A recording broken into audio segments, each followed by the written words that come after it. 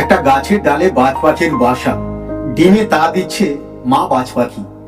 আমি অনেক বছর জঙ্গলে আছি, কিন্তু আজ যা দেখছি তাতে মনে হচ্ছে কিছু একটা ঠিক নেই।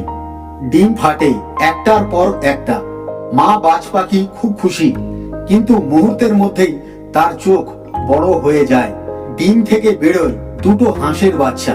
এইখানেই আমার সন্দেহ শুরু। বাজ পাখির বাসা, বাচ্চা হাঁস, কেউ না কেউ এখানে ডিম বদল করেছে।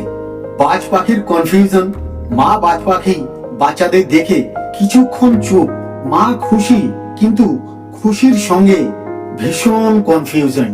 হাঁসের যে স্বাভাবিক আচরণ, হাঁসের বাচ্চা দুটো হঠাৎ মা বাজ পাখির পিঠে উঠতে চেষ্টা করে। একবার নয়, বারবার। এই আচরণ আমি চিনি। এরা জলে মায়ের পিঠে চড়ে, কিন্তু সমস্যা হলো এটা জল না।